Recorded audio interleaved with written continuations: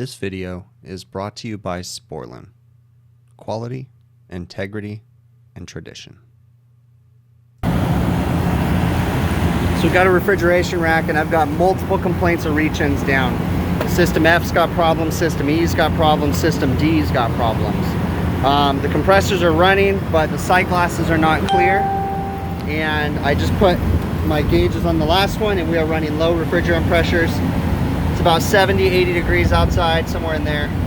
So we're running low pressure, so we definitely look like we're low on charge. So I'm gonna go ahead and put some gas in here and then we're gonna move on down the line.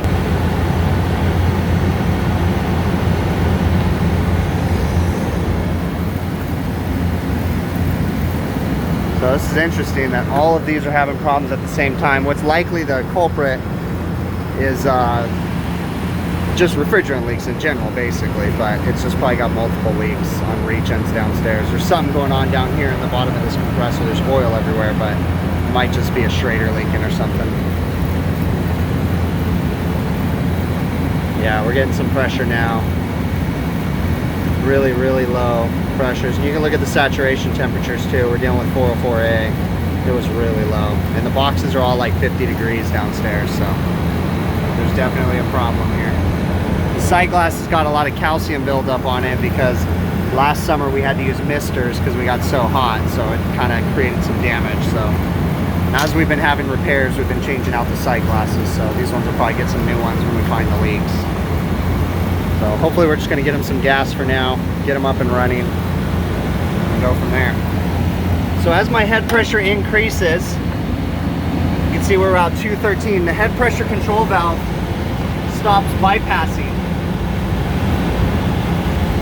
So the head pressure control valve bypasses probably anything either under 210 or 180, depending on the setting. And so now it's stopping the whole bypassing process, and then you're really starting to see the sight glass go crazy. So this thing is pretty low on refrigerant.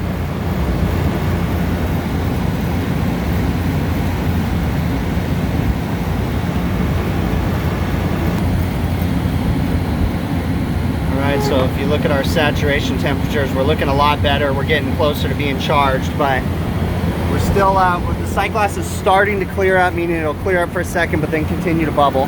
So we're almost there, but that's only the charge if it didn't have a head pressure control valve, okay? Because our head pressure is above the bypass pressure of the head pressure control valve. So that means that when we clear the sight glass, it's only for if it didn't have the head pressure control valve. So we still have to calculate what the winter charge is. So we still have to add the extra refrigerant to that receiver.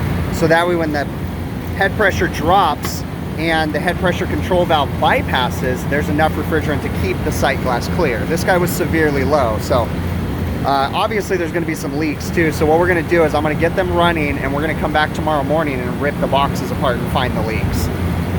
These are all Kyrac coils, so I'm sure we'll have a few expansion valve power heads to change and things like that, but we're getting almost cleared up on that sight glass. And if you can tell from the picture, there's a dye in this system, so that's why it's kind of that blue color. It's one of those things you hate, but it is what it is. So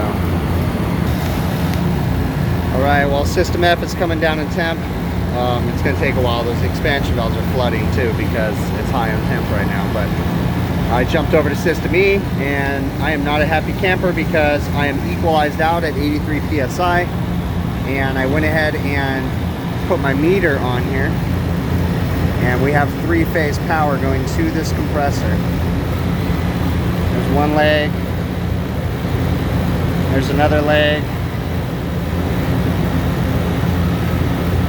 and there's the last leg. So we have 208 3-phase going to it, so we got to cool this guy down and hope it's off on internal overload. I'll go ahead and turn off the power and then we'll check the windings on that. So I've got that cool presser tool cooling the compressor nice and slow, and we'll get it cooled off and hopefully the windings will reset. I did check them and they were open. So one thing that sucks about these racks is everything's electrical in here, so hopefully I don't short nothing out, but oh well, we'll see what we can do. All right, so I think I've got it cooled off. It's still warm, but let's test the resistance, see if it's reset. So I pulled off the wires off the compressor terminals, and I've got my meter set to ohms. we're gonna ohm them out. So I'm gonna go from that one to that one. 1.6. 1.6. Checking all three.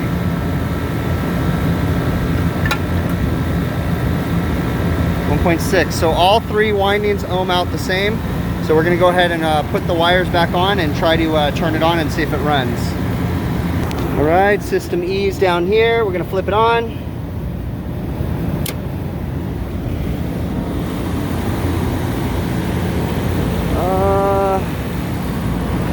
It's running. It's running. Whew. Dodged a bullet. Let's go ahead and put the cover on.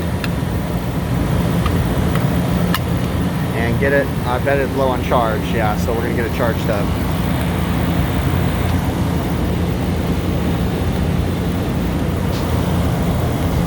Where's the head pressure at though? It's hot. I wonder if I don't have my valve opened up. There we go. Now we have head pressure. Let's see what we got going on. Sight glass is actually pretty clear. That's alarming. What's the oil sight glass look like? Oil level looks really low down there. So you guys can get a look. It looks very low. Almost looks completely out of oil.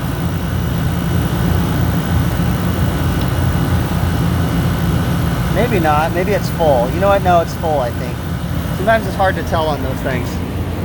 Alright, so I'm going to watch it for a minute and I'll turn the camera back on. I want to make sure that the sight glass, yeah, it's running. That's scary. So, compressor's suction line's coming back nice and cold now.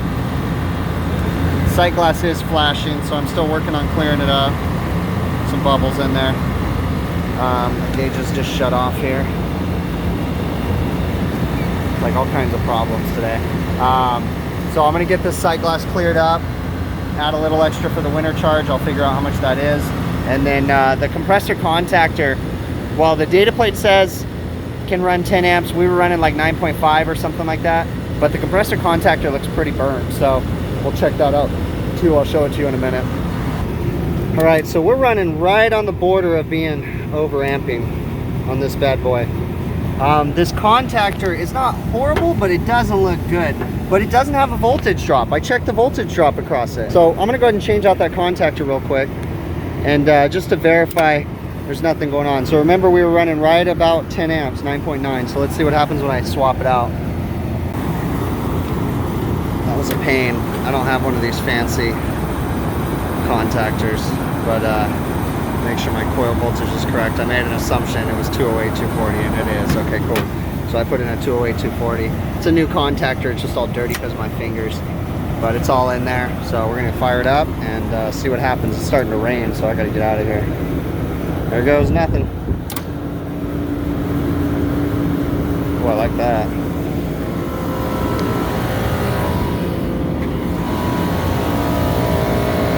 That's not good.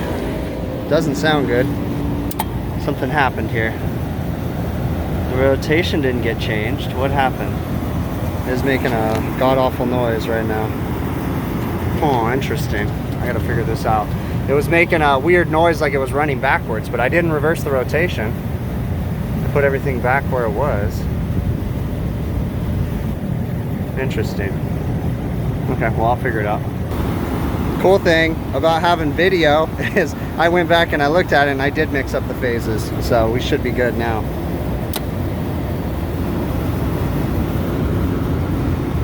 Running about 8 amps, and we're gonna let it run for a minute and then test it again. Give it a second for the sight glass to clear up. Make sure everything's good. Sight glass is looking clear, so we're gonna give it a minute. I really didn't add much gas to this one. We're gonna give it a minute and see if it calms down. It almost looks like the oil's overfilled. Go down here. Every once in a while you see a bubble, but it's almost like it's got too much oil in it. Hard to see because it's very dirty. I don't know, maybe not. You know what, now that I look at it right now, it looks like it might be like half full. It's just a really dirty oil sight glass, so it's hard to tell. Man, this compressor has not taken a break. These things are flooding back. Where are we at? 9.5. I mean, we're not amazing. We're a little bit better. We were pushing 10 amps before. So we'll see. We'll let it run for a bit, see if we have any issues. Mind you, it's under a heavy load right now, so I got to deal with that. That's something ain't right about that. The box is just about to satisfy, so we must have a valve that is severely overfeeding, but I can't. I'm trying to get this other compressor. The compressor shut off on overload again. So I am going to go ahead and put some oil in it. It sucks though, because that sight glass is really dirty. Anyways, I got to do this quick because we don't want too much air getting in this. I primed the pump, meaning that I took a cup and did 2 squirts of oil, cleaned my line out, closed the ball valve. Now I opened it back up, and I'm basically just going to pump it in there. Basically just pull it up.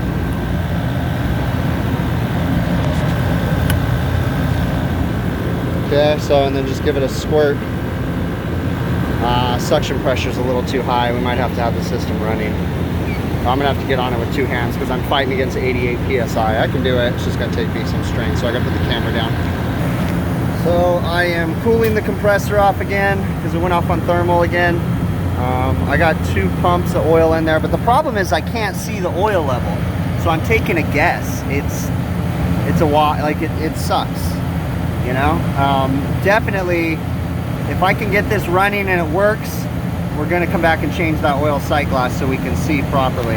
And these units, they have a history of losing oil, and it's the design of the refrigeration piping and the evaporator coils that gets stuck down in the coils. It's a crappy setup and design. It's like a Kyrac old school Cook's line, and we literally just go down there and take the power heads off and drain the oil out. It's that stupid. You got to do it often. It's just poor design, no good oil return. I mean, I have to do it every couple years, so it's not something that, like, and I usually don't add oil, or I usually don't run into this problem. Usually what happens is if I have a bad power head, when you take it off, you're like, oh my gosh, there's a ton of oil, and you just drain it out. So, but this is interesting. So I don't know, again, I'm taking a guess that we might be a little low on oil because of the way I can see something when it's running, but I can't see anything when it's off.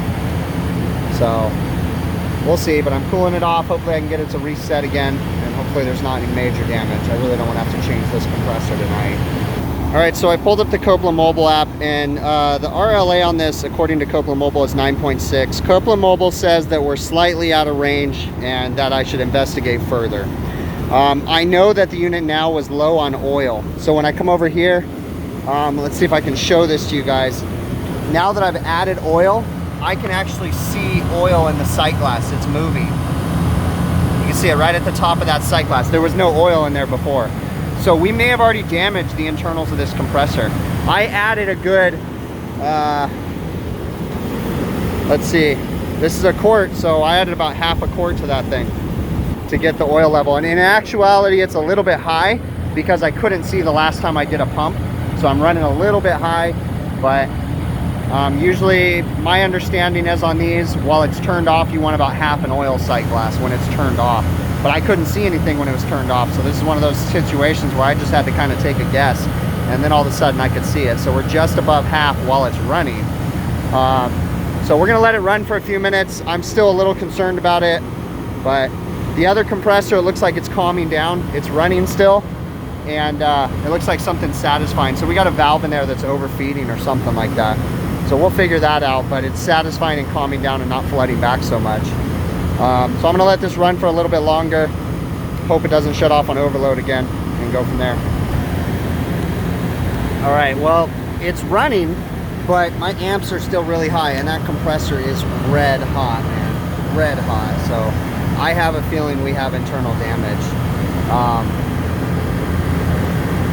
The DTC valve is metering refrigerant, so it is open. I can feel the temperature difference across it.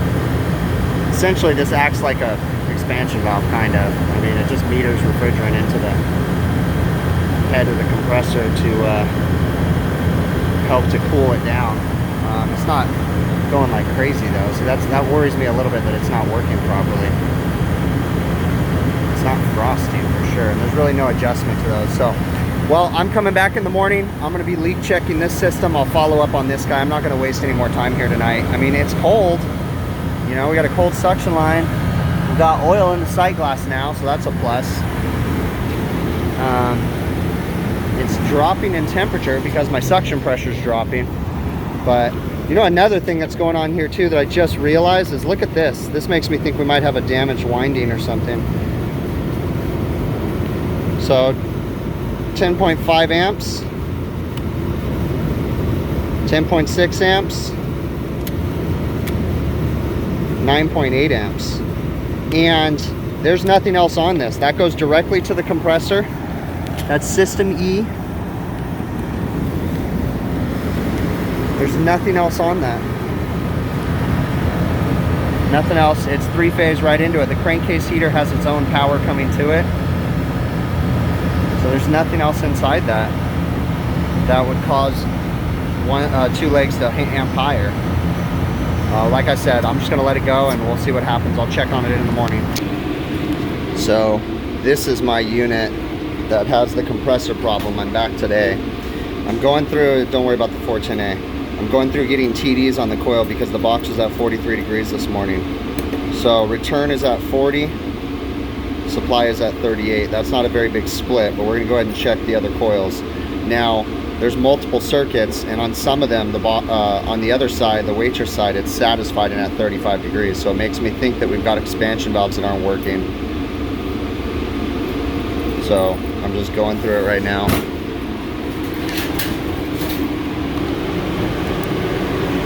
Right now, but like I said, the other side's satisfied. The TXV down there is frosting up, so I'm going to start checking all of them. This is another coil. We're looking at the dry bolts, so 39 and 37. That's for this side right here, and we still have coils right here, so that's not looking good either. Only 2 degree split. We should usually see a little bit more, but it's not like a set number, but it's just, you know, I like to see a little bit bigger than 5 usually on these. And this is the third coil. Look at that one. A 10 degree split, supply and return on that coil. So I'm making an assumption that we've got 2 TXVs that are probably, or the coils are logged with oil, because where did that oil go from the compressors? From experience, I bet you anything, if we pull the power heads, the oil will drain out of these things. Such a crappy design. So I'm currently trying to pump the system down. I've got the receiver king valve over there on system E, front seated. I'm just, yesterday when I tried to pump this down, it shut off on overload, so I don't know if it's going to happen or not. I've got the pressure control, got a screwdriver in there so that way it doesn't shut off prematurely. So we're just waiting. If I can get this to pump down, I'll swap out power heads real quick, try to get those and try to drain out what I think to be the oil in there. It's working, but it looks like we got a sticky pressure control, and someone wrote on here. No, maybe not. Maybe it needs to be adjusted. There we go. All right, so it pumped down.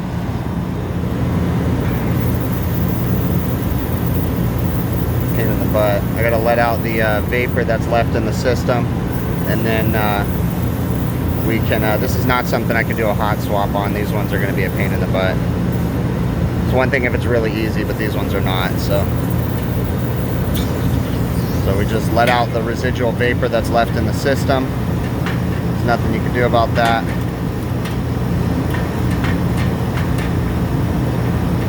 And then we'll go from there.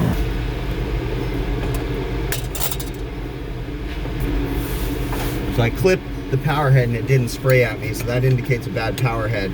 Let's see if we're full of oil too.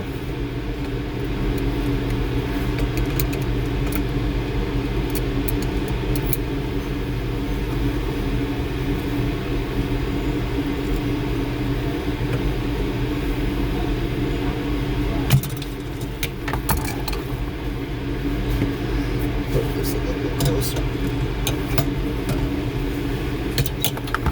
We gotta watch out too, because there's pins in here that are gonna fall out. Bend it away a little bit.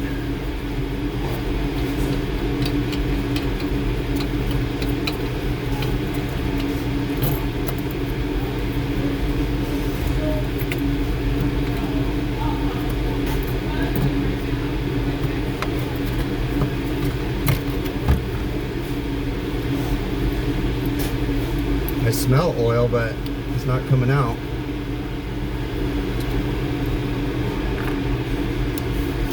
Which worries me. The pins got really dirty, so I'm gonna clean them off because they had fallen down in the drain pan.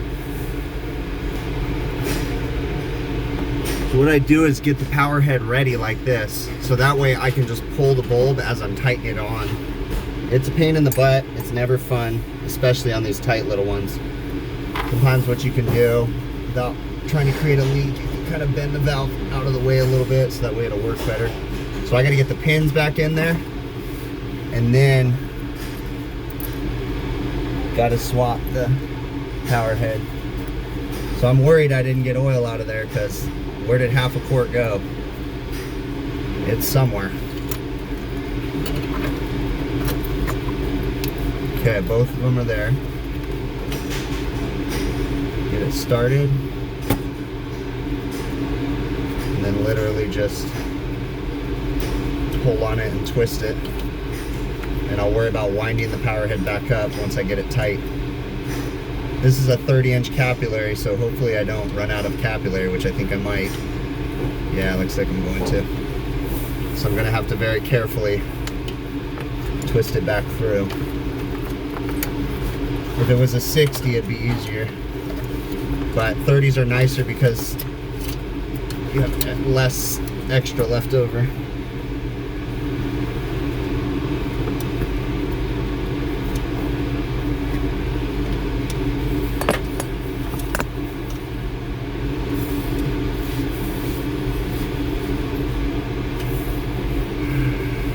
Try again.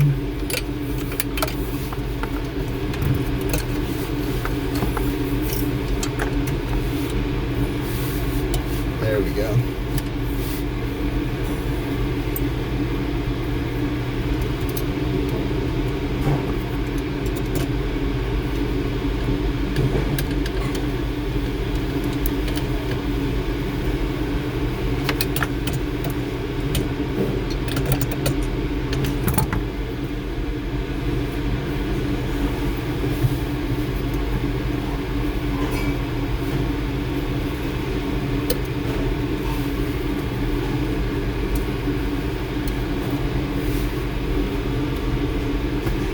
Okay, the tricky part, getting the tightening done.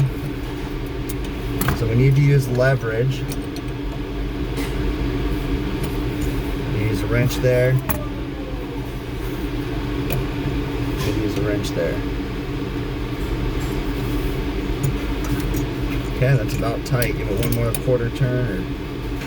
Nope, that's it. So we're in. Now I got to clean up the power head and mount it.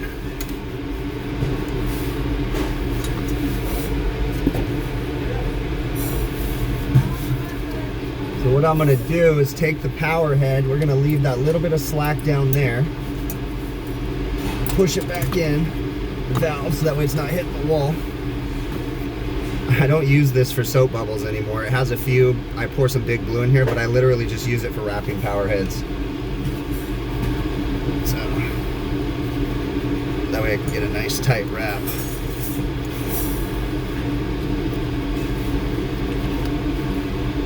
I used to use a mag light, but those aren't very popular anymore.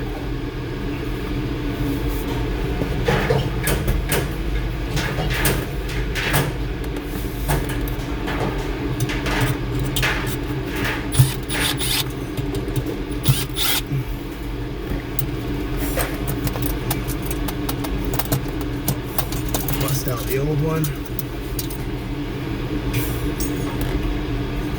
All right.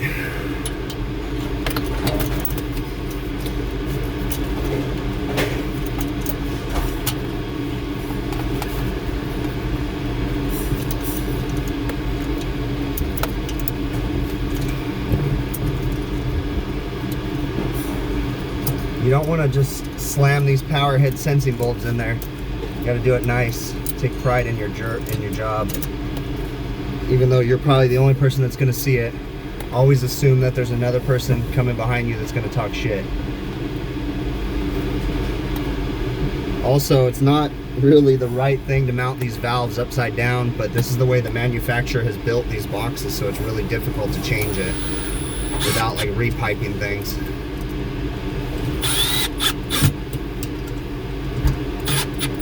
Don't want to over tighten these. Nice and good, nice and good. I think we can get the cover on now.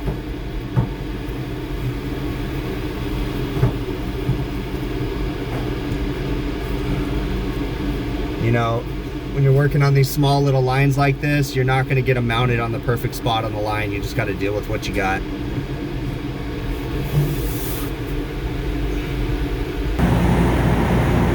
So I got both of those power heads changed out. Want to point out something. This is why I like having flare dryers on the roof, because I don't have to drag my torches up here. So I'm just gonna, you know, basically take apart this valve and the sight glass, try to clean up the sight glass because I don't have another one, and put the new one back on, and I don't have to bring my torches up here and cross our fingers. So it's very frustrating. This is how these jobs go though. So the one that I showed you guys me changing the power head on, that one still isn't working. So the power head, when I clipped the tip on it, or the sensing element, it didn't have a pressure charge, but even after that, I'm getting no TD across that coil. The other two coils, I'm getting about 5 to 8 degrees TD now, temperature differential between supply and return. So the other two are working, but the middle coil is not. And looking at it, I don't think there's anything wrong with the valve. I think that there might be, before the TXV, there might be a restriction, maybe a braze joint or something like that. So I'm going to go ahead and talk to the customer and get the parts. At a minimum, I'm going to change the liquid line solenoid valve and repipe it. I'm going to go ahead and replace the TXV, put a new one in, braze it in, and I'm considering changing the coil too, just because of the age of it and all the brazing I'm going to be doing in there. So that's where we're at on that one. Now, it's like a whirlwind morning. I have to jump back to this pizza station, okay, because that sight glass is already violently flashing again. And I put 15 pounds of gas in it yesterday. The factory charge is 15 pounds. So this thing's got to have a big leak. So it's like a nightmare. It's like 10 something a.m. right now. They're going to open at 11. I've got another guy here too working on another reach, and it's just like a cluster F this morning. So let's hope this compressor holds up. So far so good. We are flooding back to the compressor right now. It is nice and cold. I'm going to put my gauges on this, and we're going to try to find the leak on the pizza station now. So on the pizza station, I don't know if all the stages are calling, and I want pressure on all sides of the system. So what I did was I turned off the breaker. It was running, and we're going to go ahead and equalize out our lines, high side and low side. That way we have equal pressure on both sides. So that way it doesn't matter if another solenoid valve or another one of the circuits downstairs is calling. We're going to have the equal pressure on the high side and the low side of the system, so we can just go to town trying to find a leak. Now I'm looking for something giant. I'm not in here looking for a bubble. I'm looking for something big, because if it's already flashing after putting 15 pounds of gas in it, it's got to be something, but we'll see. So yeah, there's our big ass leak on the pizza one. The coil itself down below looks all nasty too. Fun stuff. So there's a giant leak right there. Can't really miss it. This system has dye, so you can see it right there. Boom. But I'm kind of curious. I bet you there's other leaks too, because this coil looks like crap. I was kind of hoping I could find another one, but that leak is so big I need to fix it. We're just checking the other coils real quick, and then we're gonna braze it up. All right, this thing is really nasty. I tried sanding it, and it doesn't want to sand up very well. It's like right in there. So what I did was I took one of my fitting brushes, cut the end off, put it on my drill, and I'm gonna get in there and try to sand the hell out of that thing. That way I can hopefully get most of the oil out. Yeah, it looks good now. See, we got a lot of the stuff off.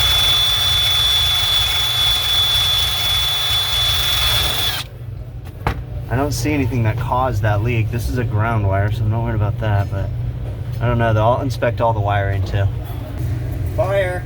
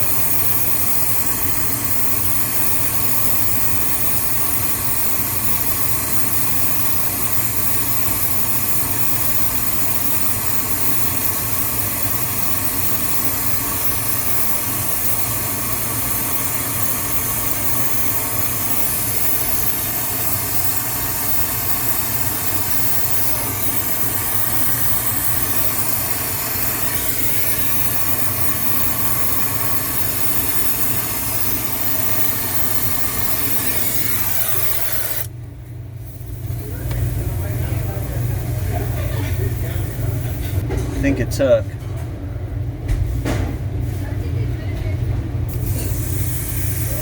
Notice I pulled off all the sensing bulbs, and then there was some wires zip tied to the top of that pipe. That's why they're hanging down now. I pulled all those out too.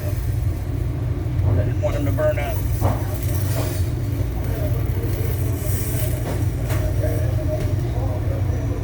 It's a mess in here.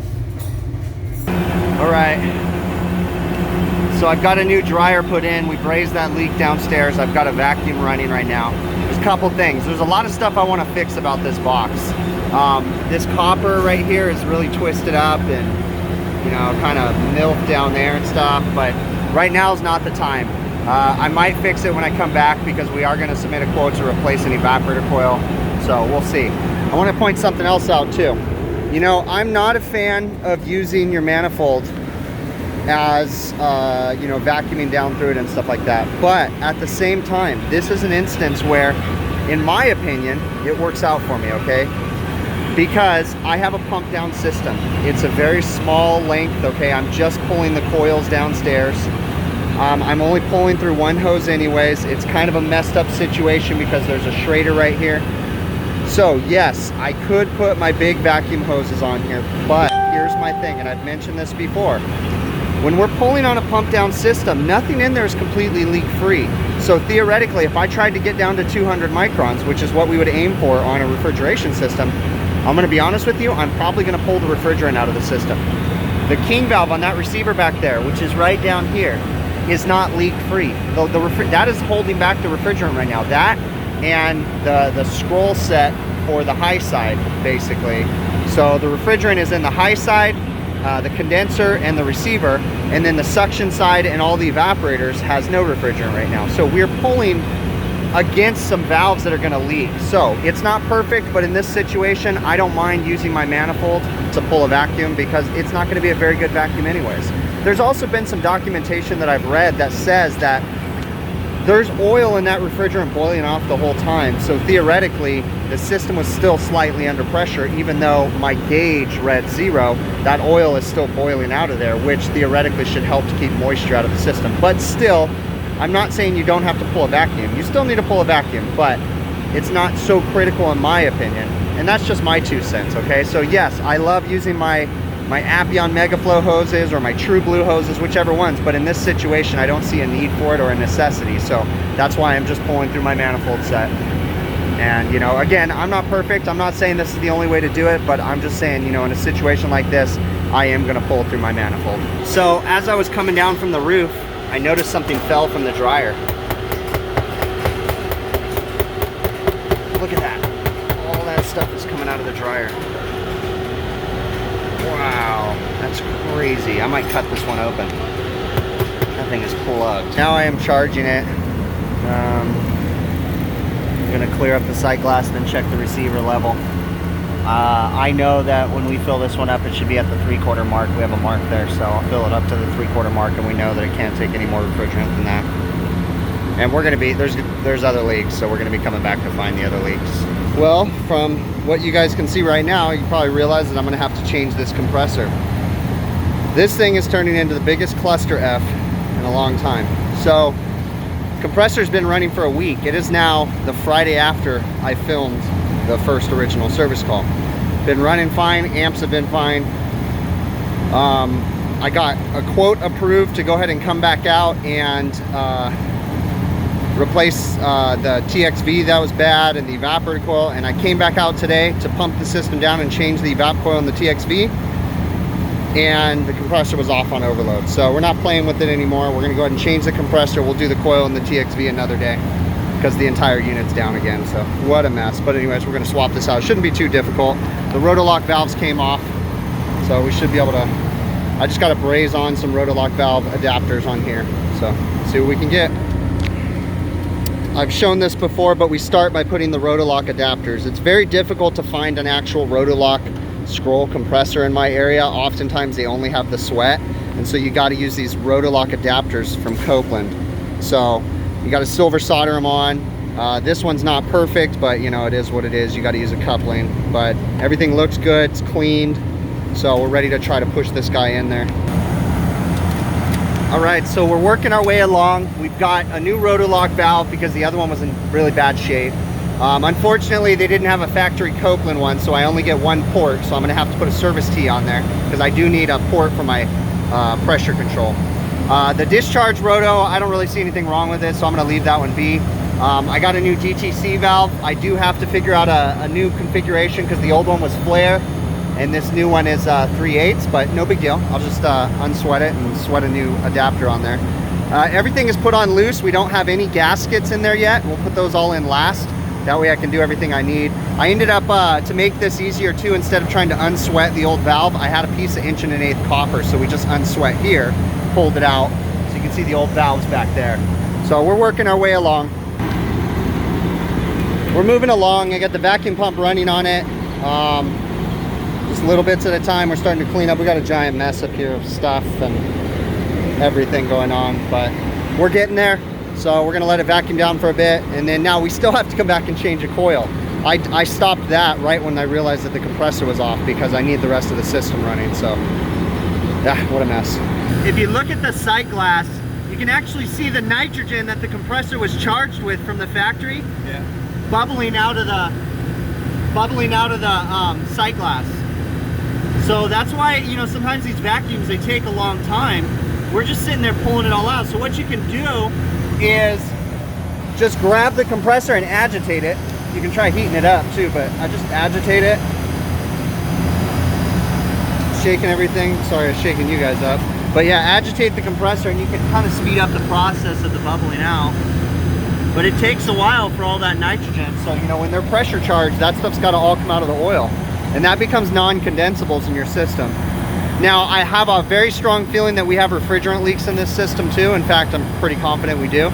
So I'm probably not going to attain a perfect vacuum, but I got to try to get most of the stuff out of it if I can. So I'm in the process of charging this guy right now. I'm weighing in the factory charge, which is 14 pounds, and then we're going to mark the receiver so we don't have to overfill it anymore. Here's the thing. This thing did not pull down to a good vacuum, but remember, I'm pretty confident we have leaks in the system. But this is one of the things sometimes you run into. I can't go fix every leak right now. Like, we got to get them running, and then we'll come back and fix the leaks, which means that we did not get a perfect vacuum. Unfortunately, that happens sometimes in refrigeration. You know, even on some older air conditioners, sometimes that happens. You know, customer doesn't want to fix them. You got to get them running. You know, yeah, there's all kinds of things. You know, the life of the compressor is going to be shortened, all kinds of stuff, but you can only do what you can do, and you just got to sometimes get it running. So I was able to pull it down to about 900 microns, and it was slowly rising. That's about as good as we can get. I know that we're pulling against other leaks downstairs. It is what it is. You just got to deal with it. So I'm just about weighed in as much as I could. I'm getting ready to turn this guy on right now, and then we're going to check the phase and then get him up and running, hopefully. Last but not least, we're going to do a quick leak check to make sure. So I shut the compressor off while it was running. Just checking all my fittings real quick. I'm not seeing anything. This is my second pass. Going to all the spots. There's like a little bit of oil right here on this. I don't see anything, so that's probably just from us moving stuff around. Everything's looking good. All right, so this guy's running now, and look at our amps. Our amps are pretty good. If I remember right, we were pretty close to 10 last time, and we're at like 8, 7.5, 7, and the amps, you know, we're not getting that weird spike across the legs either this time. So cool, we're looking good. We're gonna let this one run. Like I said, we'll be back to change that other coil now. We'll have to schedule for another morning, but we're running, it's charged, so that's it for now. Pardon my messy ass garage, okay? But this is my saw that I use to cut everything up. So I went ahead and cut this dryer apart, okay? This is the dryer on the pizza system, because I told you that there was a bunch of stuff. Now let's look at this very carefully. I'm gonna try to zoom in. Look at how it has the texture of the inside of the copper. That's like something that was caked to the walls of the copper. You can see it on my finger. That's very interesting. Now, I'm very curious. We obviously know that the system had dye, but I don't think the dye had anything to do with it. You can obviously see because the core is that yellow color. But all this black stuff is what came out of that dryer. And I don't think it's the carbon buildup from brazing without nitrogen. I have a hunch that this is leak sealant. I could be completely wrong. I honestly don't know. I'd be curious to get this analyzed. But I think it's leak sealant. And the reason why I think it's leak sealant is because you can tell that it had coated the copper. You can see right here how it was stuck to the sides of the wall. I don't know. Tell me what you guys think. What do you guys think that that is? It's very interesting. It was obviously caught on the inlet. I was very, very intrigued by how this whole thing, you can see it's all inside there. Very interesting, huh? Look at that, man. What is that stuff? I actually had one of my suppliers take a sample of it because after I showed you guys how I tapped on it and it fell out, I took it to the supply house and I was telling him about it, and he took a sample and he was going to try to see if one of the people would send it in for a analysis to see what it was. I am really curious to know. I don't know. Maybe it's something to do with the dye. I don't think so. I think that it's a leak sealant. I do know for a fact that the System F, that's not the one that I changed the compressor on, but the one that I had the giant leak on, they had someone come in after me from the manufacturer of that entire equipment and repair a leak on it. And after they repaired that leak, I found empty cans of leak sealant on the roof. And I was really pissed off because we don't use leak sealant in our systems. And I really wonder if this is from that. What a cluster, right? But I mean, in all honesty, when it's all said and done, I enjoy those jobs. They're just very frustrating when you're in the moment. So we initially had a service call where the customer said everything was down. And those always frustrate me because when they say everything's down, you usually get there and it's just like one thing. Okay. But this time they actually had quite a few things that were down. Basically their hooks line was completely down. Between the System E and System F, that's everything. The other third compressor that I said they were having a problem with ended up being nothing at this point. We may address it later, but it was still working. Okay. So refrigerant leaks, at least I thought. We definitely had a refrigerant leak on System F. System E, the compressor was turning on and off on internal overload. I got it going, but, inevitably, I'm assuming that the oil that was in the system had damaged it beyond belief, and that was just a big issue. So I shouldn't say beyond belief, but it had damaged it internally, and it was just causing issues. And my theory was that when it warmed up outside, this week we hit about 85. That's when they'd really start to see the issues. When it was cool at nighttime, they didn't really have too many problems. But, again, it's hard to say exactly what happened there. I did save the compressor, so I am going to cut it up. Whether or not I'll get that on video, I don't know. But I do like to autopsy those compressors. So in situations like that, you definitely, I showed a little bit more of my frustration, a little bit more of the chaos that goes on. And it's, there's a lot of pressure that's involved in those things because they're constantly saying, why is everything down? What do you got to do? And you get there and it's Friday afternoon and you're like, and then you just run into those problems. But even though I showed my stress, you just try to take it one thing at a time and move on down the line. I keep things in my vehicle, such as a can of POE oil. I don't deal with compressors too much bigger than that. So, a quart is plenty for me. In that situation, when I need oil, I add it. Now, this is a really good example. I had a video a couple months back on an AC that it was vibrating. It caused a discharge line leak, and it was really loud. And a lot of the comments on that were, why didn't you add oil to that compressor? Adding oil would have solved the problem. You would have been good. No.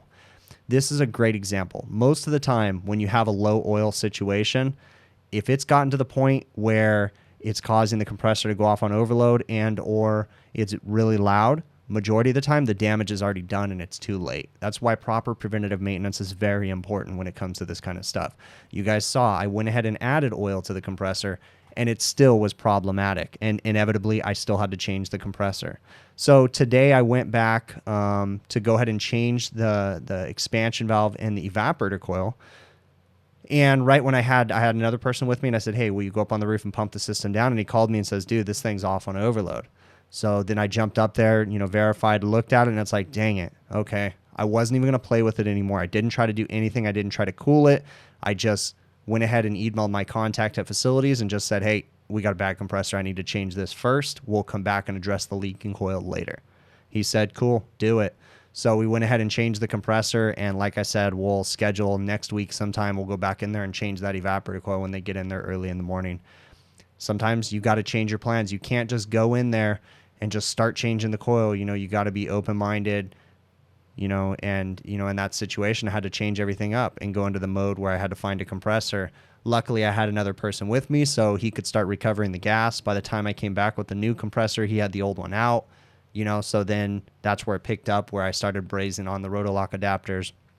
And, in the situation of those Rotolock adapters, that's something I run into all the time. I like having the service valves on these compressors, okay? Yes, you don't necessarily have to have them, because on the reciprocating compressors, we would use the service valves to try to pump down the suction line. On a scroll, you don't do that. So the only purpose that those Rotolock valves really serve is if that compressor goes bad, theoretically, if the valve itself wasn't damaged, you could just valve off the Rotolock valve, pull the compressor out, put the new one in, and you wouldn't have to take all the refrigerant out of the system. But this one, the suction line Rotolock valve, was pretty bad shape. I believe this compressor was from 2011, if I remember right, so it was a few years old. One of the things about these Kyrac refrigeration racks, I've mentioned it before, but the way that they're designed, they're just massive compressor killers, meaning that they have several circuits, but when it cycles down to like one or two of the individual systems running on that circuit, it's not enough refrigerant coming back. And over time, it starts to cause damage. That also, I imagine, leads to some of the oil return problems too. So for instance, if I just have one single pan chiller calling on this compressor, I think this was a 3 horsepower compressor, if I remember right. But if I just have one pan chiller running, I believe that's only 1,700 BTUs. So that's not very much velocity to bring oil back to that compressor. And I imagine that we're probably, got oil trapped down inside of there, and it causes all kinds of issues. So over time, it's pretty much normal on these Kyrac systems, on these older ones, that you're going to have to change the compressors every 5 to 6 years, and that's just life. Sure, there's lots of things you can do. You can put capacity control valves, discharge bypass valves with desuperheating expansion valves, all kinds of weird stuff, but customer usually doesn't want to deal with that kind of stuff. In a perfect world, this rack would have an oil separator on it. It would have desuperheating expansion valves, so when the capacity got really low, it would bypass, and all that fancy stuff. But sometimes you just got to deal with what you have, and you just got to deal with changing compressors every once in a while. So it's sad, because I certainly think we could have gotten a lot more life out of that compressor if it was being used and designed properly. But, that's just how things work sometimes out in the field. About the vacuum, I showed 2 examples where on the pizza station, I vacuumed down through my gauges. I'm not perfect. And then on the second one, I went ahead and used my the big vacuum hoses, but I had leaks in the system, so you couldn't achieve a perfect vacuum. This is oftentimes what we run into in refrigeration. I still do everything that I can to try to make sure that I'm following all the proper refrigeration practices, but sometimes you can't, okay? Sometimes you can't braze with nitrogen. It's just life. I try to do it as much as possible, but hopefully you guys get, real life view of what's going on inside these for the new guys that are watching this. And you guys that are experienced and already in the trade, let me know in the comments what you guys think. I mean, am I a total hack, or is this what you guys have to deal with too sometimes, It is what it is, right? All right. I really appreciate you guys taking the time to watch these videos. Remember, I do live streams Monday evenings, 5 p.m. Pacific time, work permitting. So that means if I'm not too busy at work, I plan on going live, okay? I always discuss these videos. Any questions, I try to address them during the live streams to try to save sanity of myself, because I get so many comments and emails and Facebook posts that in the beginning, I found myself just staring at my phone all day long. So I've kind of prioritized my life, and I try to address most of the comments on the live streams, okay? So I'd really appreciate your guys' feedback. Send me emails, anything, ask me questions. Hopefully I'll see you guys in the live stream.